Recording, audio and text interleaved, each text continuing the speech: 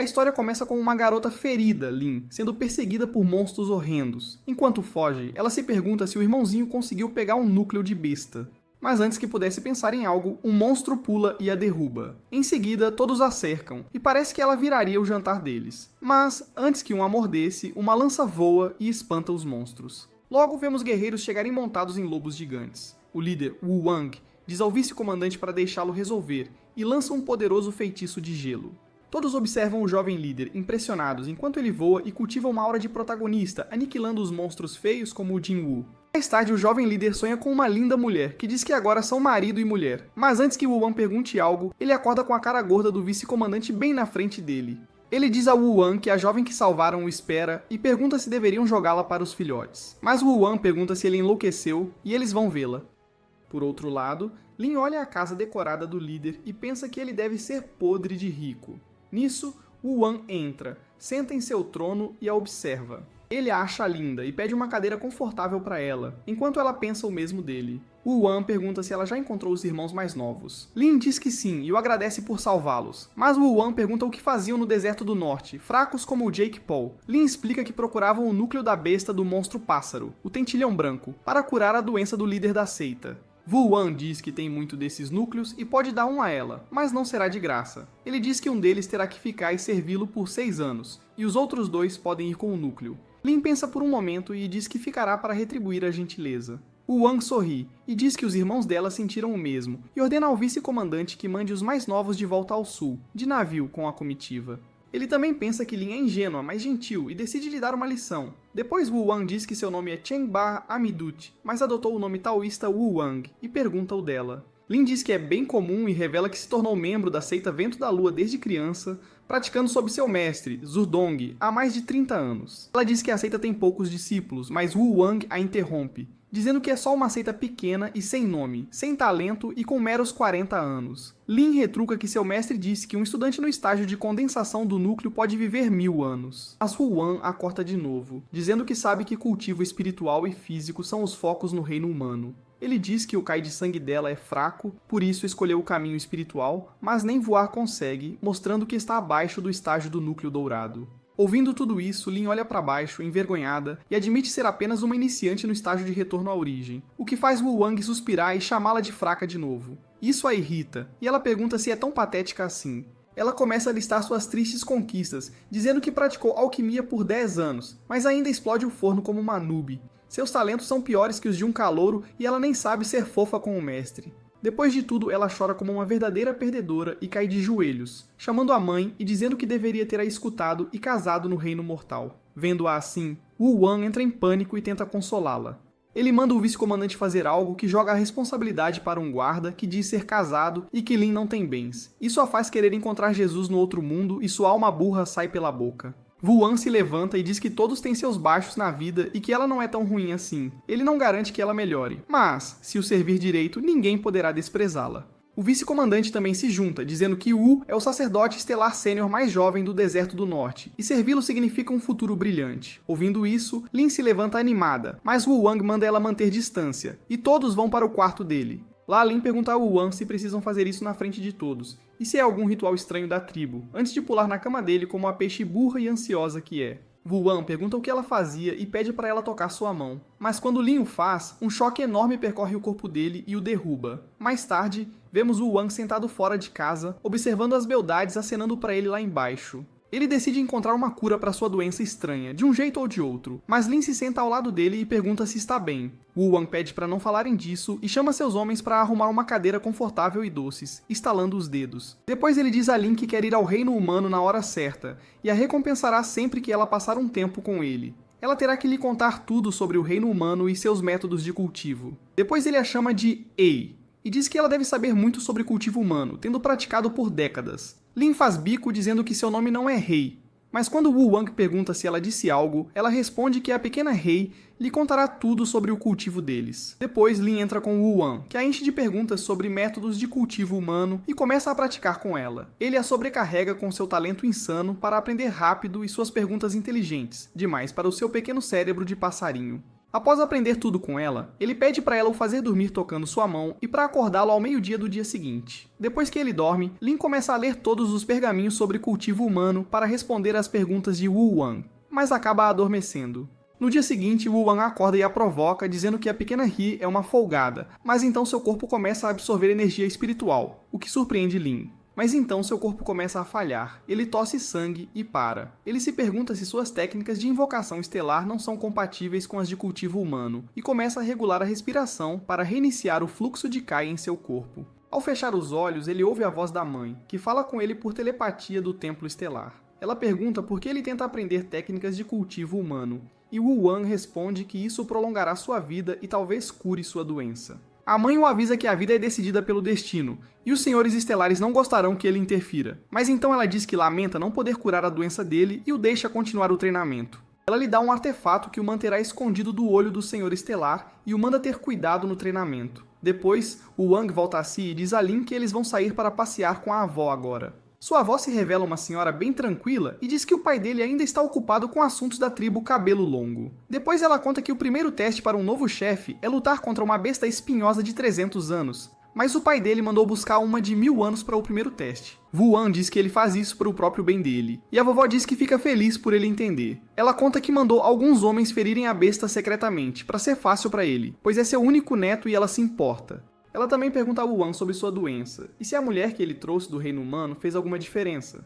Wu Wang diz que não, mas promete encontrar a cura e cumprir o acordo de lhe dar muitos bisnetos. No dia seguinte, Wu Wang se veste para seu primeiro teste como novo chefe e sai para lutar contra a besta espinhosa. Após entrarem no estádio, ambos correm um para o outro para o confronto, mas antes que se ataquem, uma estrela cadente pousa perto deles, revelando ser um monstro mamute gigante que a avó dele chama de Bênção dos Senhores Estelares. Por outro lado, vemos a mãe de Wu Wang, Lady Qingsu, prestes a sair do templo para ajudar a família, mas um de seus colegas sacerdotes solares seniores a impede, dizendo que ela não deve interferir, pois é a regra do Deserto do Norte. Todos os outros sacerdotes também pedem paciência, pois é trabalho deles manter o equilíbrio entre os clãs do Deserto do Norte.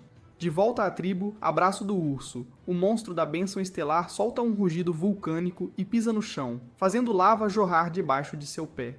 Vendo o monstro feio, Lin começa a suar frio e percebe que é uma besta devoradora de homens dos livros antigos, chamada Juhai. Ela diz que um monstro desse tamanho deve ter dezenas de milhares de anos e se pergunta por que está ali, já que os imortais os mataram no reino humano há muito tempo. Nisso, o monstro lança um ataque de meteoro vulcânico e incendeia a vila. Todos ficam apavorados, mas então vem Wu Wang preparando um feitiço de gelo massivo no céu para lutar contra o monstro. Ele manda o vice-comandante evacuar todos e atinge o monstro com o bloco de gelo gigante, mas mal causa dano ao colossal. Isso o choca, mas em vez de fugir, ele decide enfrentar o monstro de frente e o ataca com o jutsu da ventania congelante. Mas em vez de revidar, o monstro foca nas pessoas em evacuação, o que deixa o Wang ainda mais furioso. Ele voa e decide liberar seu ataque mais forte, começando a criar uma lança de gelo gigantesca. Enquanto isso, Lin nota um bando de lunáticos rezando para a Senhora Estelar no meio da vila em chamas. Ela pergunta o que faziam enquanto o chefe arriscava a vida por eles. Eles respondem que é uma bênção da Senhora Estelar e devem mostrar sua gratidão. Lin se pergunta se são tão burros quanto parecem, mas então a avó de Wu Wang se aproxima e se apresenta como a ex-sacerdotisa-chefe da tribo. Ela pede para Lin levá-la sorrateiramente à linha de frente, pois os outros sacerdotes não a deixariam ir. Mas ela é a única que pode parar aquele monstro e quer ajudar o neto. Lin concorda e começa a levar a velhinha em direção ao monstro gigante. Por outro lado, Wu Wang está chegando ao seu limite e luta para criar a lança de gelo massiva. Mas então ele pensa em seu grande ancestral, Chuck Norris, e decide encarar o trabalho. Ele olha para o monstro e pensa que, se jogar a lança de gelo gigante de tal altura, ela derreterá antes de atingir, dando ao monstro apenas um banho enorme. Mas então ele decide combinar vento e gelo. Começa a invocar técnicas e usa o vento para criar uma camada isolante ao redor da lança de gelo. Ele então joga a lança gigante no monstro com suas últimas forças, enquanto Lin deixa a avó na frente do monstro. A velhinha diz a Lin para avisar Wu Wang que não quer que ele se sobrecarregue com a perda dela, e que o Deserto do Norte é pequeno demais para seus grandes talentos. Depois, ela usa sua técnica ao pé de vovó e prende o monstro com magia da terra. Isso permite que o feitiço de Wu Wang atinja o monstro em cheio, e eles conseguem enterrá-lo em gelo espesso e elementos da terra. Mais tarde, Wu Wang faz o funeral da avó, e Lin lhe conta as últimas palavras dela. Ao ouvi-las, Wu Wang sai correndo e voa para o local do monstro, sentindo-se frustrado com sua falta de poder. Nisso, ele ouve a voz da mãe e vai encontrá-la no reino espiritual. Ela lhe diz que, como sacerdotisa solar, teria feito o mesmo se fosse outra tribo, então teve que se manter firme desta vez também. Depois ela pergunta se ele se machucou. Wu-Wang diz que está bem, mas a vovó não resistiu. Ele pergunta a ela sobre a bênção estelar e o que ela significava. Ouvindo isso, a mãe decide que é hora de contar a verdade, e explica que na antiga Batalha dos Senhores, o Palácio Celestial da Senhora Estelar vencia, e o Deserto do Norte era seu troféu, por isso os senhores dos outros 8 desertos não podem invadir a região deles. Após a guerra, a Senhora Estelar foi dormir para se recuperar das feridas da batalha, mas temia que alguém mais forte surgisse enquanto ela descansava. Então, ela criou os 7 sacerdotes solares e lhes passou as técnicas de invocação estelar para controlar todo o Deserto do Norte. Sempre que a Senhora Estelar percebe uma das tribos do Deserto do Norte ficando forte o suficiente para derrubar o equilíbrio de poder, ela envia um monstro feito de seu cabelo para destruí-los. Ouvindo isso, Wu-Wang pergunta se para manter o equilíbrio de poder, isso seria acionado se todas as tribos ficassem mais fortes ao mesmo tempo. A mãe diz que não pode ter certeza e aconselha o filho a não ir contra a vontade da Senhora Estelar, pois ele não é nem de longe forte o suficiente para desafiá-la. Com isso, Wu-Wang retorna ao reino físico e diz que, como é a bênção da Senhora Estelar, ele deve aceitá-la. Depois, ele volta à vila para o funeral dos caídos, revelando que 1.200 pessoas morreram, enquanto mais de 3.500 ficaram feridas pelo monstro. Os outros sacerdotes tentam consolá-lo, dizendo que não é culpa dele e que aquilo foi uma bênção da Senhora Estelar. Ouvindo isso, Wu-Wang se vira e pergunta se eles já se perguntaram por que a bênção estelar ocorre a cada 100 anos e sempre mira na tribo mais forte da região norte. Ele então inventa uma história elaborada sobre a bênção estelar e diz que a Senhora Estelar ama a todos no Deserto do Norte. E é por isso que ela envia o mais fraco de seus monstros para testar os mais fortes da região. Mas por centenas de anos, todos ficaram aquém de suas expectativas e ninguém jamais conseguiu matar o monstro. Ele diz que desta vez eles mostrarão a ela que são dignos de sua bênção e superarão este desafio, e anima a todos, acrescentando que aprendeu tudo isso nos momentos finais de iluminação de sua avó. Mais tarde, Lin entra na tenda de Wu-Wang e diz que o discurso dele causou um impacto real, pois todos estavam animados para derrubar o monstro. Wu-Wang sorri e entrega uma carta ao vice-comandante, pedindo para entregá-la ao pai e dizer-lhe para reunir os clãs poderosos com sacerdotes solares seniores, e que se enviarem suas tropas mais fortes para ajudar a tribo, Abraço do Urso a abater o monstro, terão quantas bestas gigantes e flechas quiserem. Depois ele finca a adaga no mapa e diz que não importa que tipo de bênção seja, se prejudicar seu povo, ele a derrubará. De volta ao templo da Senhora Estelar, vemos a mãe de Wu-Wang afastando os outros sacerdotes solares e se preparando para descer e ajudar o filho. Mas então uma das sacerdotisas de repente fica muito forte e lança um feitiço de ligação nela. Todos se perguntam como ela ficou tão poderosa, mas Quang Su quebra o feitiço e diz que a vontade meio adormecida da Senhora Estelar tomou o corpo da outra sacerdotisa. Ela então diz que nesta vida escolheu adorar a Senhora Estelar, mas se importa mais com a família, e congela a sacerdotisa com sua técnica de invocação estelar. Depois, ela diz a todos que de agora em diante, eles apoiarão o Deserto do Norte e lhes darão total apoio. No dia seguinte, vemos o líder da tribo Abraço do Urso, Xin Han, dizendo aos soldados reunidos das outras tribos que seu filho, Wu-Wang, liderará esta batalha. Wu-Wang agradece a todos e explica a situação antes de levá-los para lutar contra a besta atordoada. Xin Han pula imediatamente e tenta atingir a cabeça da besta, mas ela invoca um meteoro e o derruba como uma mosca. Depois, o líder do clã Onda Grande pula para exibir seu poder, mas é derrubado da mesma forma, fazendo Xin Han rir. Depois ambos pulam juntos para atacar o monstro, como os cabeças duras que são. Enquanto Wu-Wang os observa de cima e revira os olhos, ele diz que eles devem causar o máximo de dano possível neste ataque inicial para fazer a besta querer revidar. Ao mesmo tempo, ele começa a preparar um feitiço de selamento e o lança na besta assim que ela prepara seu ataque de fogo massivo. O feitiço de selamento faz o ataque de fogo ricochetear na besta, e Wu-Wang usa essa oportunidade para pular e ordenar que seus homens atirem no monstro com flechas energizadas. Eles disparam saraivada após saraivada de flechas de bestas gigantes e finalmente conseguem derrubar o monstro. Mais tarde, todos se reúnem para celebrar a vitória e prestar respeito à falecida avó de Wu-Wang. Aqui, Wu-Wang conhece o filho burro do líder do clã Onda Grande, Xin Xian, e sua irmã mais nova e machona, que fica caidinha por Wu-Wang à primeira vista. De repente, um dos homens de Wu-Wang entra e relata que algo estranho aconteceu ao corpo do monstro e que o chefe está pedindo para ele ir ver. Wu-Wang corre para o local e desce para ver o cadáver do monstro com o pai. Acontece que o corpo da besta se transformou em uma mina de pedra estelar, um dos recursos mais preciosos do Deserto do Norte. O chefe lhe mostra um grande pedaço que acabaram de minerar, e diz que só isso seria suficiente para alimentar a tribo por um ano inteiro. Wu-Wang pensa um pouco e se pergunta se a história que ele inventou sobre a bênção da Senhora Estelar ser uma bênção de verdade era realmente verdadeira.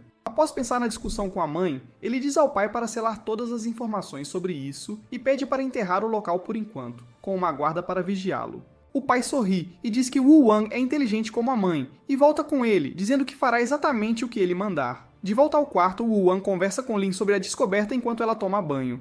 Ela pergunta se conseguiram criar um mecanismo de caça eficaz, não poderiam explorar essa bênção estelar como um cavalheiro britânico amante de chá? Ela também se pergunta se a besta é feita de cabelo da senhora estelar, e se eles receberem muitas bênçãos, ela acordará careca. Nisso, Wu Wang manda ela ficar quieta, enquanto o vice-comandante se senta para tomar uma bebida com o jovem mestre. O vice-comandante gordinho informa ao jovem mestre que as outras tribos já receberam a recompensa prometida de bestas por sua ajuda, mas ele fica preocupado, perguntando por que diabos deram coisas tão importantes assim, como se fosse uma liquidação de Black Friday. O jovem mestre responde que gente como ele não entenderia a lógica, e então fica sabendo do conflito de fronteira da tribo Cabelo Comprido. O grandalhão pula, espumando de raiva, dizendo que a tribo só queria as bestas deles e mal pode esperar para dar uma lição. Wu Wang o acalma com um papo de paz, mas aí o vice-comandante solta outra bomba, dizendo que os sacerdotes receberam ordens para se juntar a uma seita da Dama Estelar, e ele teme que a seita possa dominá-los completamente. Wu Wang mantém a calma e diz que tem tudo sob controle. O vice-comandante sai, provocando que o pai de Wu Wang tem uma surpresa para ele no banquete, mas se recusa a abrir o bico, indicando que tem algo muito esquisito rolando. Assim que Wu Wang se vira, ele fica boquiaberto com a bela figura de Lin, que lhe oferece uma técnica avançada do caminho demoníaco, que ela conseguiu no mercado. O jovem mestre fica super empolgado, mas pergunta à moça quanto ela gastou naquilo. Lin conta como o vendedor vendeu o peixe, o que faz o jovem dar uma olhadinha rápida, mas ele fecha o livro rapidinho assim que vê o conteúdo, porque pasmem, a garota ingênua demais, sem saber, comprou um livro sobre técnicas de casamento bem-sucedido. Que mico!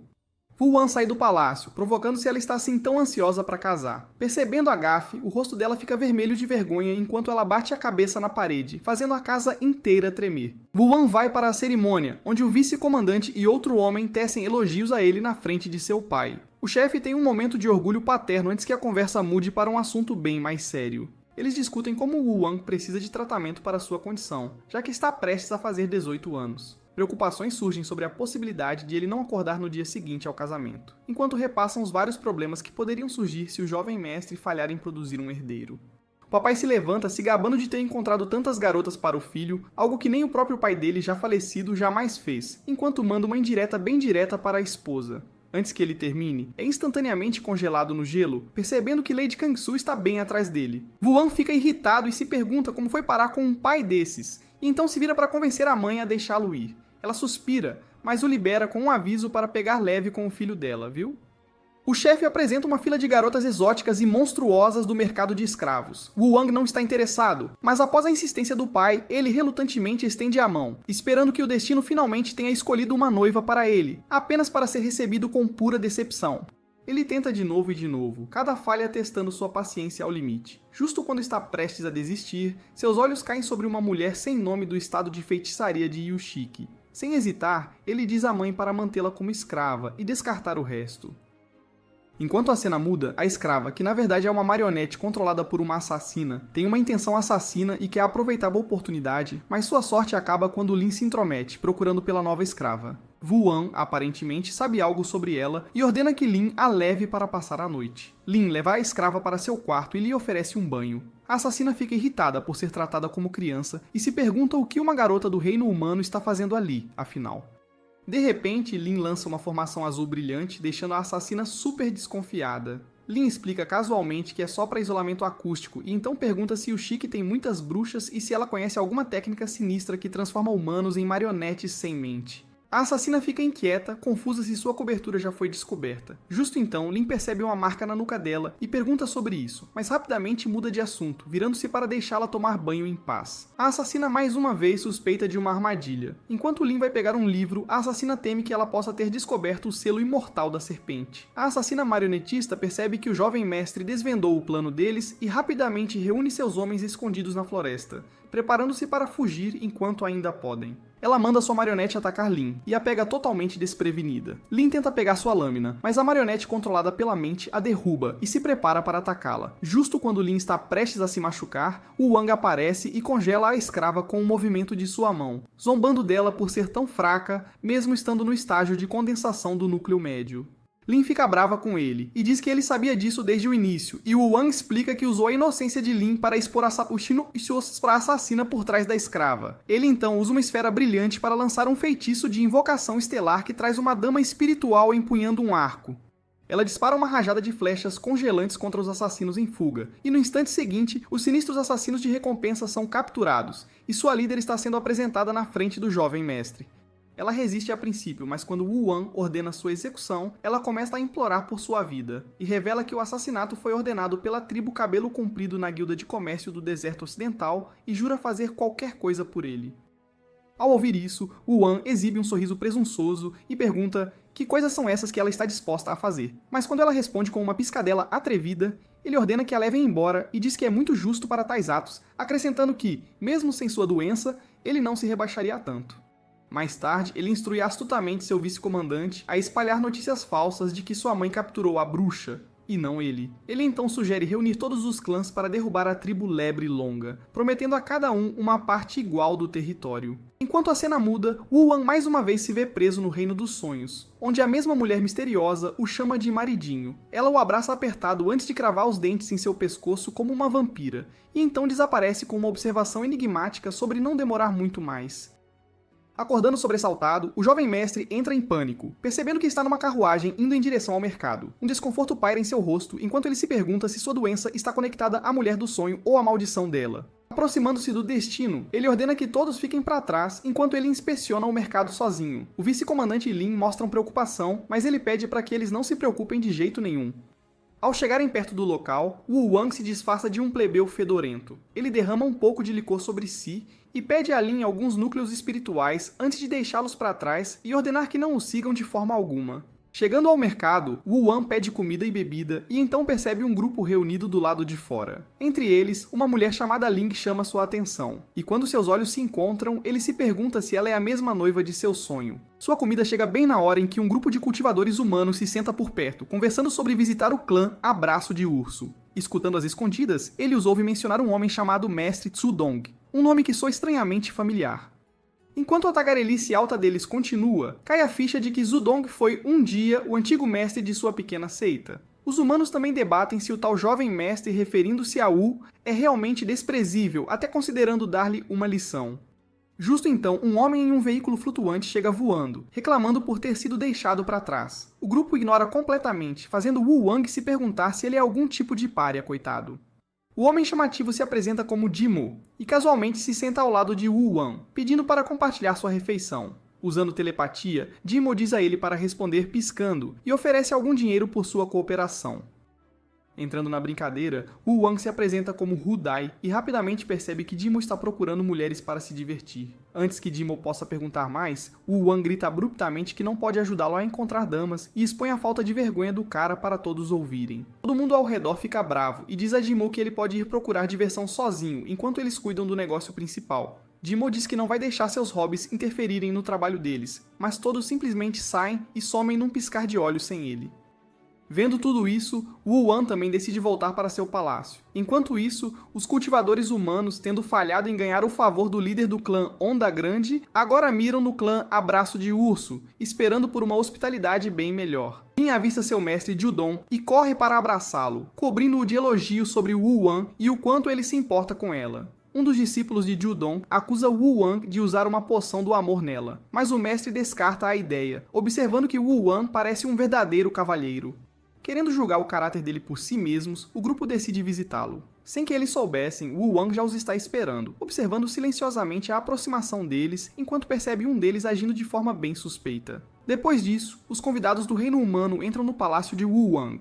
Lady Ling entra com um efeito florido florescendo sob seus pés. Jimo, o pervertido, parece desapontado, não encontrando mulheres nativas, enquanto os outros sussurram sobre a grandeza do palácio e a pura força de seus guardas. Eles especulam sobre a sorte que teriam em ter Wu Wang ao lado deles, mas Ling interrompe seus murmúrios. Enquanto isso, o discípulo que insultou Wu Wang é encurralado e intimidado pelo vice-comandante e alguns outros. Wu Wang pergunta aos seus convidados por que vieram, e Ji casualmente explica formalmente que não querem fazer mal, ou estão apenas ali por amizade. O jovem mestre responde, lembrando Jimo, de forma brincalhona: o quão desesperadamente ele estava procurando mulheres, e o pega totalmente desprevenido. Jimo reconhece Wu Wang como Hu-Di e pergunta por que ele estava disfarçado. Wu Wang responde casualmente que estava apenas brincando e pede desculpas se o ofendeu. Ling, surpresa com a atitude dele, vê um lado diferente dele do que esperava. As duas partes se apresentam formalmente, e Jimo elogia Lady Ling como um prodígio da seita da Fada Celestial por suas rápidas conquistas. Jimo então explica a visita deles, afirmando que buscam materiais de refino com desconto para sua guerra contra o Palácio Celestial. Em vez de oferecer um desconto, Wu exige compensação, argumentando que o Deserto do Norte é protegido pela Dama Estelar. Ling desafia sua autoridade, mas o vice-comandante de Wu Wang afirma que ele tem controle total e elogia a grandeza de sua mãe.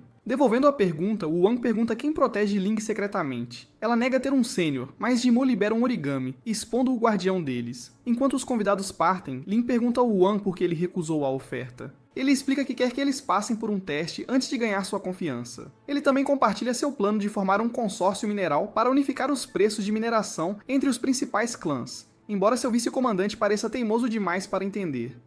Wu então pergunta a Lin por que seu mestre não apareceu e lhe dá a escolha de ir embora com ele. Lin recusa, dizendo que ficará pelo tempo prometido e que seu mestre quer encontrar Wu Wang pessoalmente para agradecê-lo. Mais tarde, quando o vice-comandante retorna de algum lugar, ele avista uma pessoa caída. Correndo para lá, ele encontra Jimo inconsciente e o leva para Wu Wang. Um médico é chamado, mas em vez de tratá-lo, ele cheira as feridas de Jimo de forma suspeita, como se fossem ketchup. Que bizarro! Só depois que Wu Wang o repreende é que ele finalmente cura Jimo. Assim que Jimo acorda, Wu Wang pergunta o que aconteceu. O pervertido avisa que o Deserto do Norte não deveria se envolver na luta deles, pois isso poderia arrastá-los para o fundo do poço.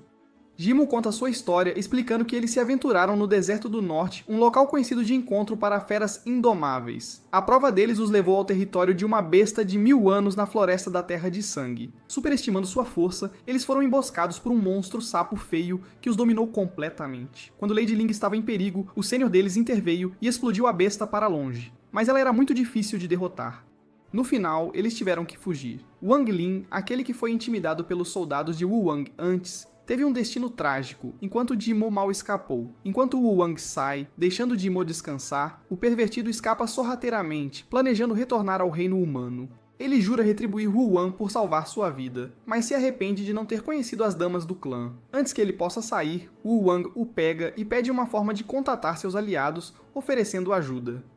Envergonhado, Jimo entrega um anel que acaba por conter um armário cheio de roupas femininas. Ele afirma desajeitadamente que eram presentes. Divertido, Wu Wang lhe dá saias de couro especiais, convencendo-o a ficar e ajudar seus aliados. Eles partem e ao longo do caminho, Wu Wang se separa, dizendo a Jimo para encontrar Lady Ling, enquanto ele se aproxima pelo lado com seu vice-comandante, Xin. Jimo corre para o lago e encontra Lady Ling deitada no chão. A calma estranha o faz suspeitar que ela foi colocada ali como isca para atraí-los. Ele se pergunta por que Wu Wang ainda não apareceu, mas então avista sua sênior, Lady Yin, chegando com Wang Lin gravemente ferido, cujo núcleo dourado está destruído sem reparo. Jimo e Yin decidem resgatar Lady Lang e ir embora, mas ao se aproximarem dela, Wu Wang aparece de repente com sua lâmina apontada para ela. Confundindo suas intenções, eles assumem que ele vai machucá-la. Mas antes que eles possam fazer qualquer coisa, o vice-comandante Xing aparece e separa Yin e Jimo, puxando Jimo para o seu lado. Wu Wang questiona como Yin protegeu Wang em vez de Jimo, e expõe seu verdadeiro motivo para esta viagem.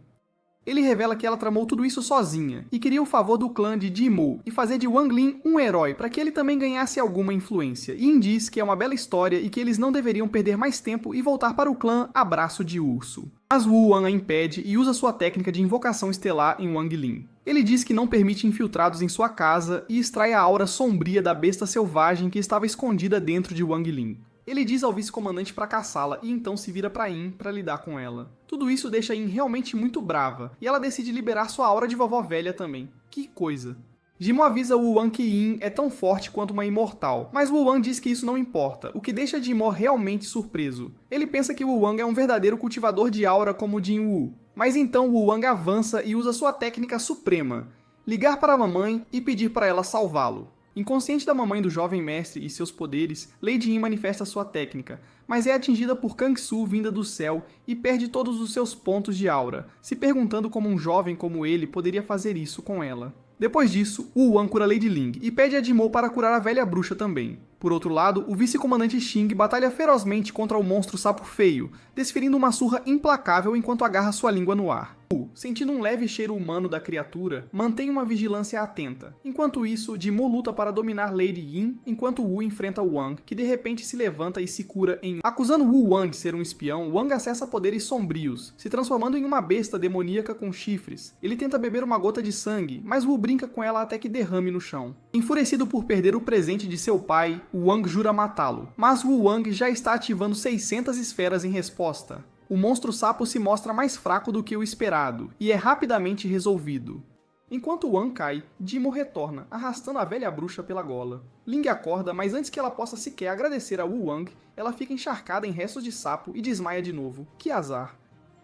De volta ao domínio de Wu Wang, ele discute por que a dama se recusa a sair do banho. Justo então, Ling aparece corando enquanto agradece ao jovem mestre antes de desaparecer, deixando um rastro de pétalas de flores para trás. Jimo sorri maliciosamente, dizendo a Wu Wang que ele tem sorte de estar entre os poucos já agradecidos por ela. Ele então se prepara para partir, dizendo que precisa se reportar. Antes de se separarem, os dois compartilham um momento de camaradagem, e Wu fecha um acordo para trocar seus minerais por algumas pílulas de cura. Enquanto Wu Wang se prepara para partir para o reino humano, seu vice-comandante insiste em acompanhá-lo, provocando que ele pode desmaiar se uma garota o tocar. Para provar que ele está errado, Wu Wang pede a Lin para tocá-lo. E desta vez, em vez de levar um choque, ele ativa uma técnica que o envolve em uma armadura de gelo.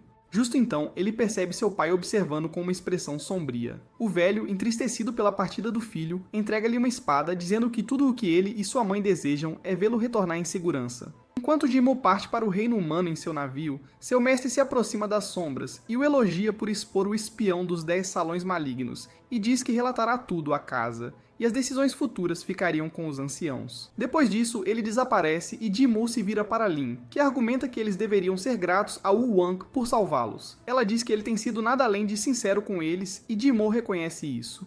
Mas então ele diz que Wu Wang pode estar observando-os de sua esfera agora mesmo, e afastamos a cena apenas para encontrar Wu Wang realmente observando-os de seu quarto. Sua mãe fala através do pingente e diz que se preocupa com ele se aventurando no complexo reino humano. Ele a tranquiliza, dizendo que entende os riscos, mas o mundo é tão vasto e é divertido explorá-lo. Justo então, Lin chega com alguns lanches para ele. Wu Wang diz a ela que não precisava se dar ao trabalho, mas ela insiste, dizendo que é o mínimo que pode fazer. Na manhã seguinte, Wu Wang sai para se alongar e fica animado com a paisagem ao redor. Ele corre para o quarto de Lin para compartilhar a vista com ela, mas para quando ouve sua mestra a aconselhando sobre como se tornar um casal com o jovem mestre, dizendo que ela não pode permanecer apenas uma empregada para sempre. Lin tenta argumentar, procurando uma desculpa desesperadamente, mas acaba soltando a mais esfarrapada, alegando que Wu Wang não se interessa por mulheres. A velha mestra fica desconfiada, imaginando todo tipo de coisa, enquanto Wu Wang, parado lá fora, fica furioso.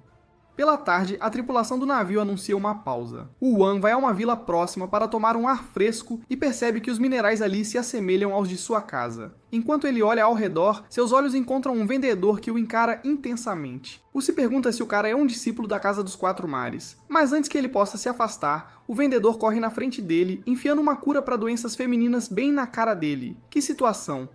Wu Wang pergunta por que estão mostrando aquilo a ele, e o vendedor percebe que pegou o pergaminho errado por engano, o guia de tratamento feminino em vez do masculino. Wu Wang zomba dele, reconhecendo-o como um novato, e diz que ele precisa de sérias melhorias tanto em sua vestimenta quanto em seu profissionalismo. Ele joga um dinheiro para o homem, chamando de investimento, e então se despede. Enquanto o navio parte, o velho embarca sorrateiramente e entra no quarto de Wu Wang como um verdadeiro ninja. Para o choque de Wu Wang, o homem parece saber exatamente quem ele é. Sorrindo, ele pisca e afirma que pode restaurar a confiança de Wu Wang se ele quiser que sua condição seja curada. Ele se apresenta como um médico, gabando-se de que até seus discípulos viveram mais de 300 anos e alguns até 600, percebendo que o velho estava procurando por ele apenas para tratar sua suposta doença. Wu Wang estende a mão ansiosamente, concordando com qualquer experimento desde que seja curado. Enquanto Lin diz à sua mestra que vai servir chá a Wu Wang, sua mestra a impede, revelando que há um convidado a bordo do qual ela não deve se aproximar de jeito nenhum. Ignorando o aviso, Lin sai, apenas para encontrar Wu Wang já de pé com ele. Em um instante, o velho figurão a faz dormir, afirmando casualmente que apenas aprimorou sua afinidade com uma pílula especial. Sem perder mais tempo, ele agarra Wu e os teletransporta para um lugar bem distante, atiçando ainda mais a curiosidade do jovem mestre. Lá, o velho sabichão finalmente se apresenta como Lion Xin. Ao ouvir o nome, Wan comenta que quase o confundiu com Shennong, o lendário imperador da medicina. Mas antes que ele termine, Liangshan revela uma verdade chocante. Ele é, de fato, Shennong, o mesmo governante que reinou sobre a humanidade nos últimos 8.000 anos. Liangshan leva Wan à sua humilde casa e se senta para comer com ele. Ele explica que sua estranha doença remonta à antiga Batalha dos Imortais, tornando-a difícil de curar, mas revela que conhece uma técnica de cultivo que naturalmente curará sua enfermidade assim que ele a dominar até o 9º nível. Ao ouvir isso, os olhos de Wan brilham de pura empolgação, enquanto ele pergunta ansiosamente sobre a técnica, já sonhando em finalmente sentir o gostinho do casamento. O velho tenta assustá-lo, avisando que dominá-la poderia torná-lo o próximo imperador. Mas Wan permanece inabalável, confiante de que pode lidar com qualquer coisa. Vendo sua determinação, Lian Tian revela o decreto do imperador Yan, e diz que, se ele conseguir aprovar o Samuova Seiyukusei a aprovação em 1 mês, poderá reivindicá-lo como seu. A cena muda e Wan aparece treinando como se sua vida dependesse disso. Enfrentando o primeiro desafio do decreto do Imperador Yan, que exige que ele corte 100 árvores sem usar magia, ele encara como mamão com açúcar e trabalha incansavelmente até o anoitecer. O decreto então revela um orbe negro e após consumi-lo, ele se sente revitalizado, pronto para o próximo desafio.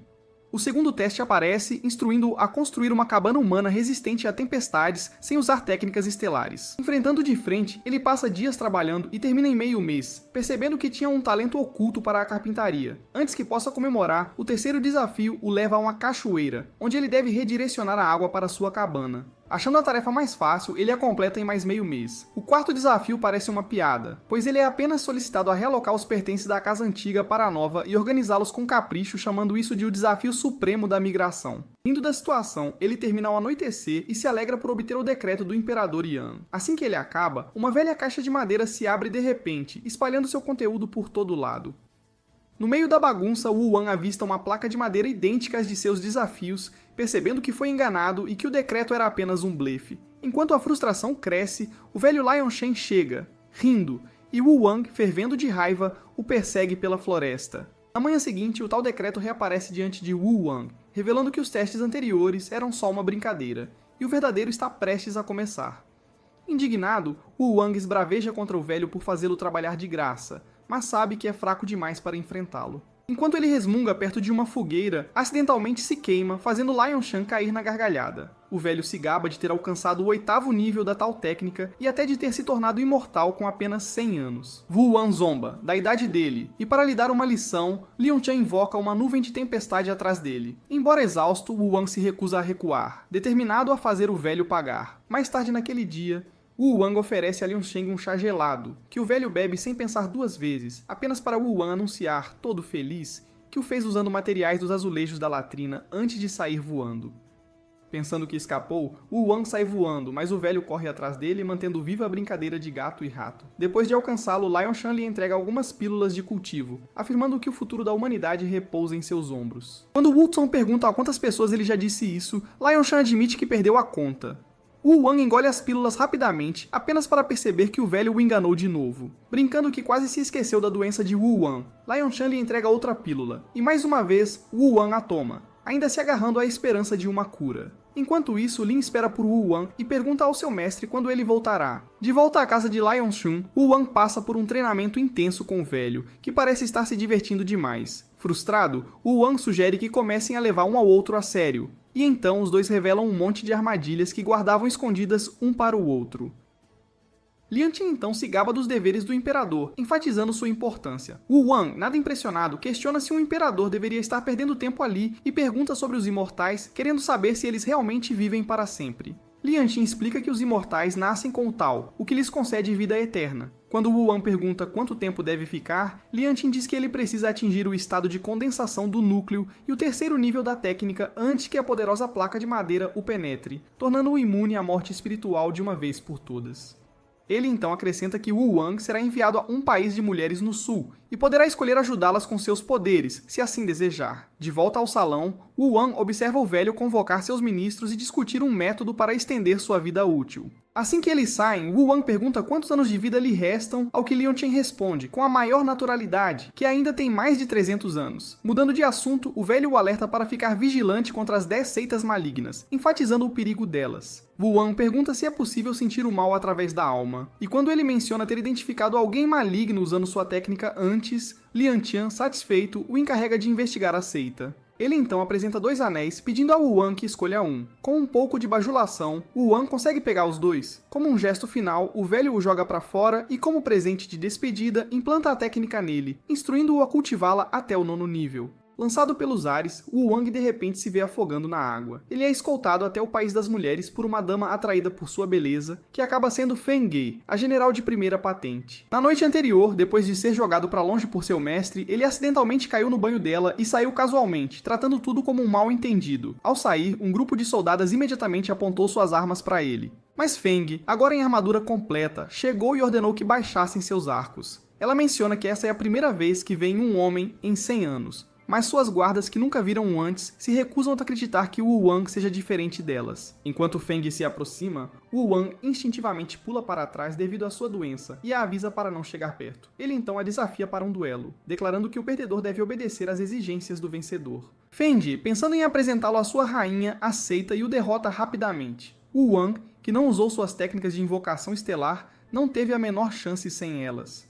A ideia de ser tratado como um presente o assombra, levando-o a revelar sua verdadeira identidade como o jovem mestre do deserto divino ocidental. Logo depois, ele se vê em uma carruagem, escoltado para encontrar a rainha.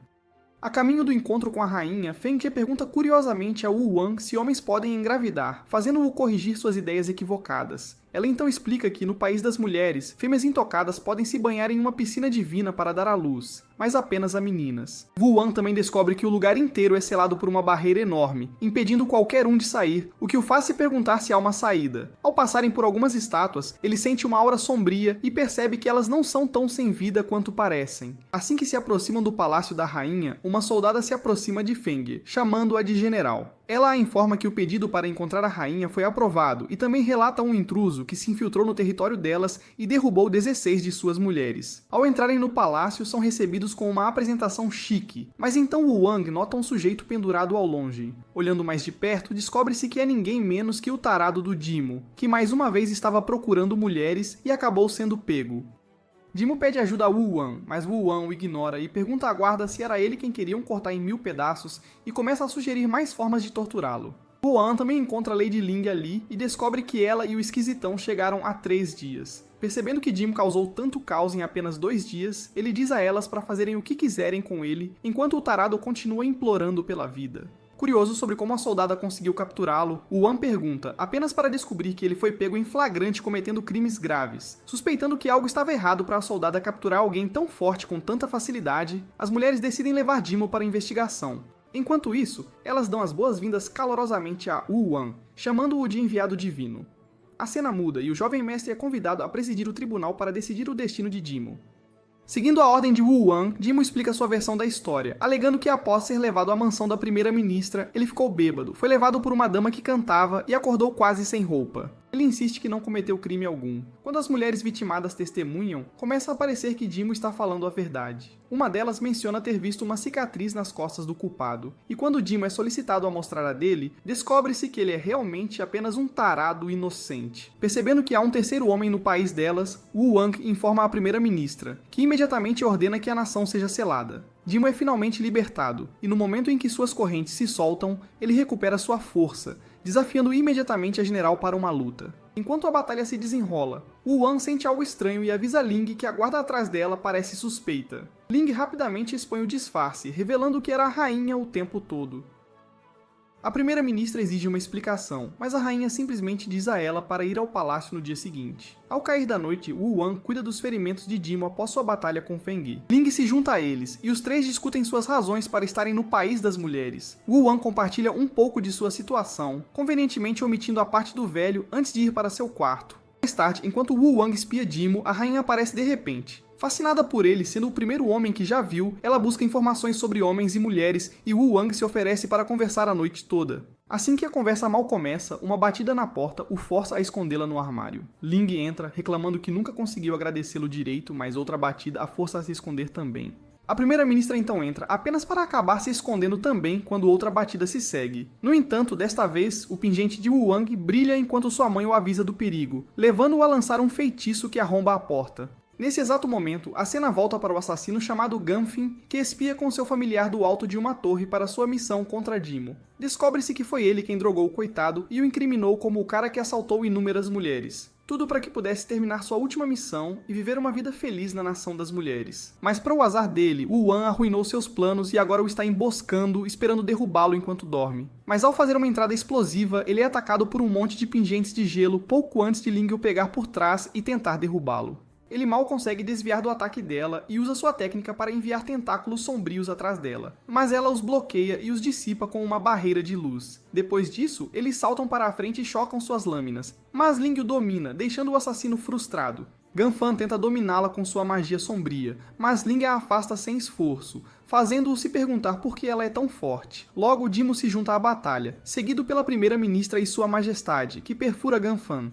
Depois disso, ele procura um refém para escapar, mas faz a escolha errada ao tentar atacar Wu Wan, que saca seu dragão maior e o envia para o Reino das Sombras. Quando o sujeito acorda, Wu Wan o interroga imediatamente para que ele desembucha quem o mandou. Mas o sujeito começa a brilhar em um roxo sinistro antes de tirar a própria vida e deixar um rastro de Narya para trás. Enquanto recuperam a consciência, Wu Wan agradece a sua majestade por armar uma armadilha para protegê-lo, pensando que ela previu isso.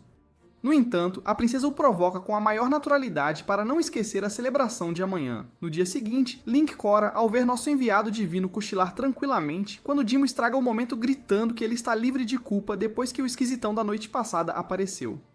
Então Wu Wang agradece ao seu mano e fica surpreso quando Dimo enfatiza que ele tem que retribuir seus muitos favores. Depois que eles partem, Dimo de repente pergunta a Wu Wang se ele gostaria de se juntar à Casa dos Quatro Mares, o que lembra nosso protagonista que é uma das duas seitas sobre as quais seu mestre o alertou. Então ele lhe pede uma boa razão para se juntar. Dimo tagarela sobre como é ainda mais prestigioso do que uma festa do Didi, mas ainda assim não consegue dar uma boa razão.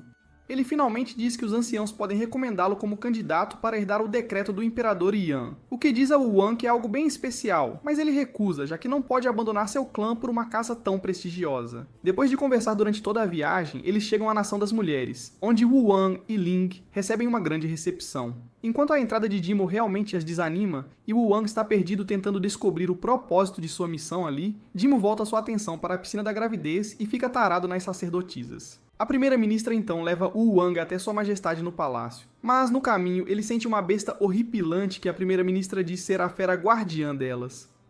Ao entrarem no palácio e a princesa correr para apertar a mão dele, o nosso galã se recusa a tocá-la. Depois disso, a princesa arrasta Wu Wang para mostrar-lhe sua humilde morada, e o resto segue para ficar de olho nos dois. Dentro de seus aposentos, ela o convida para balançar com ela, e ao passar pelas cortinas, ele encontra um jardim deslumbrante que, junto com a beleza da princesa, faz seu coração disparar. Eles balançam até o anoitecer, e ele pergunta a sua majestade sobre seu relacionamento com a General Feng. Tendo dito o suficiente, a princesa se oferece para mostrar-lhe sua coleção particular. E quando ele pergunta se seus amigos podem se juntar, Dimo diz que eles estão ocupados e lhe lança um sorriso maroto. Mas parece que ele está na verdade tramando algo com Feng como um teste da Casa dos Quatro Mares. Mais tarde, quando Dimo e Ling estão jogando xadrez, ela cora ao dizer a Dimo para ser mais cavalheiro e atraente como Wu Wang. Ele sorri e provoca a tímida dama por finalmente se apaixonar por um homem, e elabora um plano para conhecê-lo melhor, deixando-os bêbados, e sugere que as damas também participem. À noite, todos se reúnem sob a árvore, onde Dimo elogia a capacidade de Wu Wang de beber como um animal. Vendo que o plano deles não está funcionando, todos assentem em concordância e começam a oferecer ao Wu Wang seus vinhos especiais, mas Wu Wang revida invocando o licor mais forte de sua nação e faz todos beberem em grandes tigelas. Ele faz todos virarem um por um até ficarem bêbados a ponto de perder a razão e desmaiar. Ao começar a sentir tontura, Wu Wang percebe que sua bebida foi batizada e se envolve. Nesse exato momento, Dimo para com a encenação e pede desculpas ao seu irmão antes de administrar o antídoto a Ling e a General. Ling fica desconfiada e pede que ele se explique. Então Dimo argumenta que Wu Wang não deseja se juntar à seita deles, então terão que terminar a missão sozinhos. Com isso, a General Feng lidera o caminho depois de cobrir a princesa com carinho, o que desmascara a teoria de Wu Wang de que ela era a rebelde. Depois de chegar ao topo do castelo, a dama lança um sinalizador para o céu e diz a seus soldados para selar o castelo, marcando o início da rebelião. Quando criança, ela foi um sacrifício que se libertou enquanto vagava e tropeçou em uma besta gigante, que literalmente sugou a vida de outra garota, deixando apenas pele e ossos. Isso deixou Feng tão traumatizada que ela fugiu, mas derrubou um saco no caminho, o que chamou a atenção dos guardas. Todos a cercaram e perguntaram à sacerdotisa-chefe o que fazer, ao que ela respondeu que deveriam eliminá-la e nunca mais repetir o erro. Ver a garotinha cair em lágrimas acendeu alguma simpatia na jovem princesa, que implorou a sacerdotisa para permitir que a garota vivesse como sua guarda, dizendo que já haviam sacrificado muitas. Voltando ao presente, Fengue destrói a entrada escondida para a morada da besta guardiã e reúne suas tropas, dizendo que é hora de descobrirem a verdade. Ela desce as escadas furiosamente com seu esquadrão, seguida por Jimo e Ling. Enquanto Wu Wan ainda está envolto em sua barreira de gelo e ocupado tentando descobrir os motivos de Fengue para ir contra a rainha, Fengue chega a uma câmara onde toca um sino enorme que convoca todos os sacrifícios. Depois de compartilhar que lhes foram feitas falsas promessas de ver o mundo exterior um dia, Feng segue para a piscina da gravidez e revela que a deusa as abandonou e deixou para trás um monstro guardião feroz para protegê-las, o que exige sacrifícios, algo que Wu Wang também já havia deduzido. Enquanto ele escapa dos guardas que o perseguem, Jimo e Ling abrem caminho para a câmara do monstro, onde uma sacerdotisa pergunta a General Feng Ge o que ela está fazendo ali. Fervendo de raiva, Feng grita que a nação sobrevive em troca de vidas humanas, e as rainhas mantiveram esse fato escondido por tempo demais. Ela pergunta por que garotas inocentes e sem nome têm que ser sacrificadas assim, e a sacerdotisa diz que elas deveriam ser gratas à divindade que mantém o país delas vivo. Mas Feng Ge está farta e anuncia com veemência que escolheu trair essas divindades sem valor.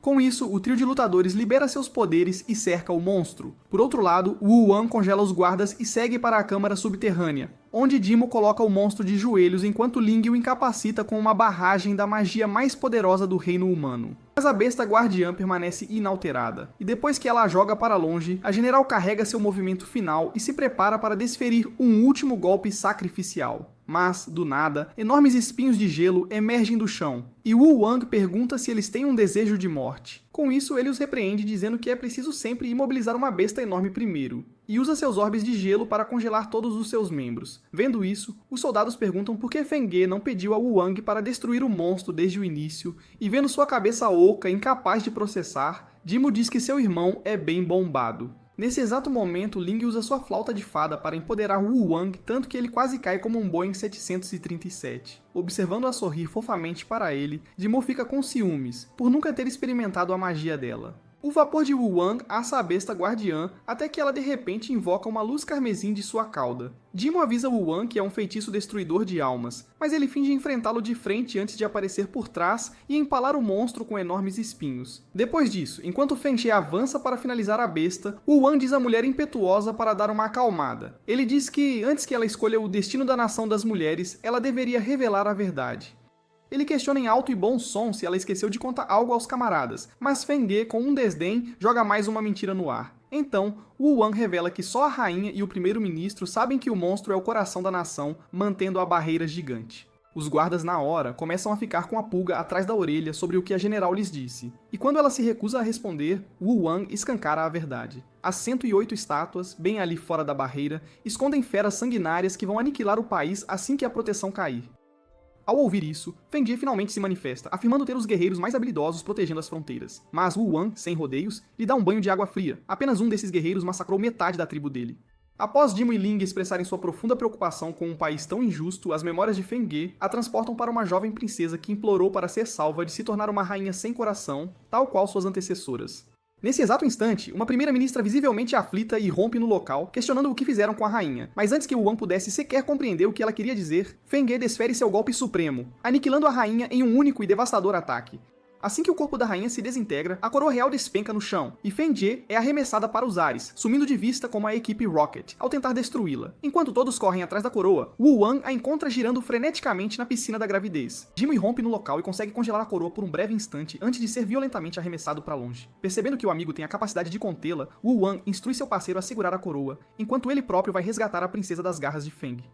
Após coçar a cabeça por um instante, Jimo implora ao seu mestre que o ajude, em troca de desistir de vez do tal julgamento. E quando o velho coroa finalmente aparece, ele confessa que a prova sempre foi uma tremenda picaretagem e decide então se aposentar da Casa dos Quatro Mares. Ele conjura um feitiço de ligação e instrui Jimo a prestar auxílio a Wu Wang, que nesse momento está resgatando a princesa das garras de Feng. Após o sucesso da missão, a primeira-ministra revela o hediondo crime da general à princesa, que consternada se desculpa pelo ocorrido. Ao ver o mestre Shu de Jimo lutar para conter a coroa por mais tempo, Sua Majestade compreende que chegou a hora de ela mesma usar o artefato e encarar seu destino. Wu Wang insiste que sua linhagem chegaria ao fim, mas ela então revela ter uma irmã secreta e lhe pede para realizar seu último desejo, o de abraçar um homem. Enquanto ela abraça com toda a alma o corpo dele, envolto em gelo, a dama se despede com um sorriso melancólico. Ao vê-la caminhar para o sacrifício, Wu Wan começa a refletir sobre o conselho do mestre Shen Yong, confiar em suas técnicas de invocação estelar nos momentos de maior aperto. Problema: de repente, uma lâmpada se acende na cabeça dele. Após deter a princesa, Wu abre um sorriso e pergunta à dama se ela gostaria de aprender a técnica de coleta de crenças. Ele então explica que os ancestrais dela falharam em manter a barreira devido à limitada expectativa de vida humana, mas que sim, é possível, mesmo que a técnica jamais tenha sido bem sucedida antes. Wu Wan fita os olhos cheios de amor da princesa e a convida a acreditar junto com ele, enquanto o mestre Zhu, com uma expressão de quem está com dor de barriga, implora para que se apressem. A princesa então deposita toda a sua fé em Wu Wan, que lhe diz que o destino da nação repousa inteiramente em sua imaginação e perseverança.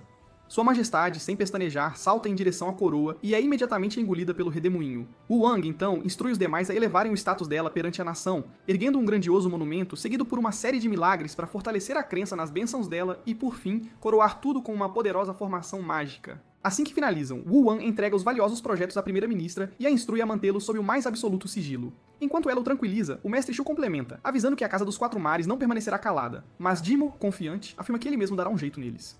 Enquanto isso, Shenong interroga um gigante vermelho, pendurando-o como um porco, para que revele a localização de uma erva lendária na montanha Kunlun. No dia seguinte, Wu Wang toca o monumento para verificar o estado de sua majestade, e com um sorriso, compartilha as boas novas com todos. Ela está se saindo maravilhosamente bem. À noite, o mestre de Dimo elogia seu projeto de gênio, que transformou a técnica de crença em realidade. Mas Wu Wang, modesto, chama de pura sorte. O mestre Zhu, então, acaricia a barba como aquele tiozão do pavê e pergunta se ele tem um interesse na Lady Ling. Mas Wu Wang, sem pensar duas vezes, a coloca na friendzone na hora. O sujeito, então, se diverte com a ideia de que a princesa estava caidinha por ele, e os rapazes, entre risadas e goles, aproveitam a noite. O mestre de Dimo, em seguida, conclui a formação, e Wu Wang o convida para o grandioso banquete da vitória. Mas o sujeito simplesmente diz que está ocupado. No meio do nada, o mestre Shu se encontra com uma dama e um rapaz da Casa dos Quatro Mares, e questiona o motivo de terem no chamado, já que ele havia renunciado. O homem o pressiona para que responda pela desistência de Dimo e Ling do julgamento, mas o velho, categórico, afirma que isso não é da conta deles. Então, o rapaz lhe pede para ajudar a convencer Wu Wan a revelar os projetos da tão falada técnica de crença. O mestre Zhu, porém, se recusa veementemente a se envolver e, como um verdadeiro mestre, ignora o ataque surpresa da ninja, de costas, como se nada fosse. À noite, Dimo recepciona seus anciãos para o banquete e, enquanto os conduz, cobre Wu Wan de elogios. Sua avó, então, o adverte. Embora seja a primeira vez que alguém chama o solitário de amigo, ele não deve deixar a peteca cair nem se gabar demais. Dimo, com um sorriso sem graça, apenas ri da situação. As damas, então, ficam em choque ao ouvir um batidão irado vindo de dentro, que Dimo apresenta como a mais nova invenção de Wu, a disco. Mas no instante em que vem Ling se soltar, virando um bicho solto na pista, elas ficam absolutamente horrorizadas e começam a esbravejar com a moça sem modos. Após a festa, Ling se sente terrivelmente envergonhada e questiona Wu Wan sobre a quantidade de bebida que consumiu, enquanto Dimo tenta acalmá-la, prometendo que conversará com os anciãos em seu nome para resolver a situação. Enquanto os rapazes se retiram para conversar com os anciãos, a dama, com um certo acanhamento, revela que, na verdade, teve um grande avanço após mandar uns passinhos irados na pista. E o motivo de ela estar tão tranquila é que os anciãos, ao saberem disso, deram um maior aval para ela. Wu Wan, então, decide que é hora de seguir viagem e entrega a Dimo e Ling seus presentes de despedida. Um leque que dispara agulhas e, para Ling, canudos curvados pensados para facilitar a bebida através do véu. Ela, coitada, cora de um puro e absoluto constrangimento. Dimo, então, aproveita a deixa e se oferece para acompanhá-lo em sua jornada em busca de beldades pelo mundo afora. Mas Wu Wan, sem rodeios, corta o barato dele, dizendo que Dimo seria apenas um peso morto. Pouco antes de partir sem dar satisfações, Wu Wang se despede da estátua da princesa.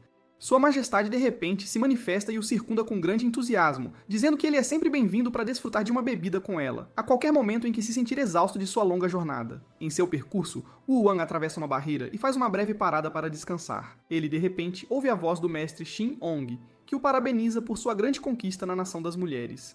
Mas do nada, a ninja e o sujeito esquisito dos Quatro Mares surgem, exigindo que ele se encontre com seus superiores sem oferecer resistência. A ninja, então, aponta uma arma para ele e declara que a seita deles detém uma autoridade imensa sobre todos os assuntos do reino humano. Mas antes que ela pudesse terminar a frase, o mestre Shinang surge por trás dos dois patetas e os incapacita num piscar de olhos. O velho, então, começa a soltar o verbo, reclamando veementemente sobre como eles ousaram manchar a autoridade da casa que ele próprio fundou. Mas Wu Wan tranquilamente diz para ele dar uma relaxada e aproveitar sua mais nova invenção, o pirulito. Mudando completamente de assunto, o mestre Shen Yung lhe conta sobre sua perigosa expedição à montanha Kunlun, em busca de uma erva rara, e o convida a se juntar em aventura, já que ele poderia oferecer conselhos valiosos. Wu Wan se recorda que o deserto ocidental é o quintal da rainha mãe, e com um sorriso maroto comenta que não será de grande valia. O velho então dá uma gargalhada, dizendo que ficaria muito grato se Wu Wang o ajudasse a realizar seus últimos e derradeiros desejos, e num piscar de olhos, se teletransporta para longe. Enquanto acampavam no deserto ocidental, o mestre Sheneng expressa sua incredulidade com a velocidade com que Wu Wang resolveu o problema secular da nação das mulheres. Ele então compartilha a fascinante história de como a técnica de coleta de crenças foi utilizada uma única vez em toda a vasta história da humanidade. Há muito tempo, a guerra entre as divindades se arrastou por anos a fio, até que o Imperador Qin surgiu como o grande vencedor, passando a régua em toda a concorrência e consolidando seu poder. Foi ele quem dividiu o mundo em 9 vastas regiões selvagens. Dentre elas, o sul, hoje habitado por humanos, foi tomado pela divindade do fogo, que oprimia impiedosamente os seres humanos, tratando-os como meros insetos inferiores. Isso, claro, tira Wu Wan completamente do sério. O mestre Shenon prossegue contando que um único humano descobriu a arte de criar fogo a partir da madeira, e ao espalhar esse conhecimento proibido, declarou guerra à divindade do fogo. Tal ato resultou em seu banimento para as profundezas do oceano. Mas séculos mais tarde, quando a divindade descarregou sua fúria mais uma vez, o homem dividiu o oceano tal qual Moisés. E quando a divindade do fogo tentou esmagá-lo como um mero inseto, o próprio homem a mandou pelos ares com uma explosão avassaladora. O humano, com sua graça e imponência, então se aproximou, tal qual um personagem de Jojo, e pôs um fim definitivo ao domínio da divindade. Naquele momento, nenhuma das outras divindades ousou intervir, afinal, todas elas desprezavam profundamente a divindade do fogo. Mas o pavor os tomou ao perceberem que um simples humano era capaz de estilhaçar a própria alma de um ser divino. Esse homem era Suiren. Após tal feito, os céus em retaliação atacaram, mas os humanos, sob a liderança de Suiren, os derrotaram e chegaram a conquistar metade do continente. Somente então, o exausto Suiren negociou com o Imperador Celestial Qin e herdou as terras do Deserto do Sul. Ele conclui que a grande lição é que os humanos devem sim lutar contra as divindades por seus direitos, tal qual seus ancestrais, e transmitir esse espírito aos seus descendentes. Dito isso, o mestre Shenong tenta convencer Wu Wan de que herdar seu papel é pura diversão, mas nosso protagonista, esperto que só, não engole essa tentativa fajuta de lavagem cerebral. Wu Wan afirma estar empolgado para se tornar um herói tão poderoso quanto seu mestre e Suiren. Diante disso, o velho o presenteia com um pote de alquimia. Curioso, ele também questiona seu mestre sobre o motivo de até mesmo os imortais possuírem um tempo de vida, ao que Shen Yong responde que se trata de uma limitação imposta pelo próprio Imperador Celestial. Com um piscar de olhos, eles se teletransportam para o deslumbrante Santuário Kunlun, um lugar onde a aura é tão intensa que sobrecarrega completamente Wu Wang. De repente, a besta relâmpago Lu Wu faz uma entrada triunfal e explosiva, seguida por mais 3 monstros colossais que eles precisarão derrotar. O mestre Shenong suspira, e com um sorriso maroto pergunta se Wu Wang não fez um pouquinho de xixi nas calças. Ele honestamente confirma, afinal, é apenas um franguinho. Então, o velho lhe diz para esperá-lo na ilha e sem mais nem menos o arremessa para dentro de um portal. Após voar pelo espaço, tal qual a máquina do tempo do Doraemon, Wu Wan aterrissa de forma desastrosa em uma ilha deserta, que, para sua surpresa, tem uma casa de praia de dar inveja. Enquanto jazia ali, ele se questiona se o mestre não teria mentido sobre ter um sucessor, passando a perna nele e o roubando de uma bênção antes de simplesmente o largar ali. Ele decide tirar um cochilo, mas acaba sendo acordado por um pássaro que, para sua surpresa, só repete Jinwei, como se fosse um Pokémon. Wu Wang então pergunta ao passarinho fofo se foi ele quem o salvou e, em agradecimento, oferece-lhe uma fruta. Mas o passarinho atrevido, num piscar de olhos, arremessa a fruta para longe, e em seu lugar lhe traz uma fruta dourada, que o regenera completamente por dentro. Ele então pergunta se o pássaro consegue entendê-lo e o provoca, repetindo Jinwei incessantemente, até que num passe de mágica, o pássaro se transforma em uma linda garota, vestida como uma sacerdotisa de santuário. Incrédulo de que aquilo era uma garota, ele, desesperado, implora para que ela volte a ser um pássaro e pouse em seu braço novamente. E quando ela, com seus pés humanos, aterrissa sobre ele, a sensação é de uma maciez surpreendente, muito mais agradável do que qualquer choque doloroso que pudesse esperar. Chorando de pura felicidade, Wu Wan, sem querer, acaba dando uma espiadinha indiscreta por baixo do vestido dela. E como resposta, ela o arremessa com força total para dentro do oceano. Depois de um tempo, ele se desculpa com a dama que estava fazendo bico, e ao vê-la voar um pouco, Wu Wan finalmente conclui que Jinwei não o eletrocuta porque ela é, na verdade, o espírito de uma garota humana. E depois de repetir o nome dela algumas vezes, ele finalmente se dá conta de que ela é a filha do mestre Sheneng. De repente, a ficha cai. Ela é o último desejo que seu mestre queria que ele resolvesse. Ele então dá um sorriso maroto, percebendo que o velho espertamente o arranjou para ela. Ao olhar para a única garota em todo o vasto mundo que ele pode tocar, Wu Wang não consegue conter sua imensa empolgação, e orgulhosamente declara que com certeza se tornará o genro do velho. A informação, porém, só chega ao pequeno cérebro de passarinho de Jinwei um segundo depois, com um certo atraso. Enquanto isso, em algum ponto nas montanhas, um sujeito emerge de um portal. A besta-leão ruge em sua direção, mas logo se curva, rendida à sua aura avassaladora. O sujeito então se teletransporta para longe. E é assim que a primeira temporada de A Vida Melhor do Pequeno Mestre chega ao seu grandioso e aguardado final.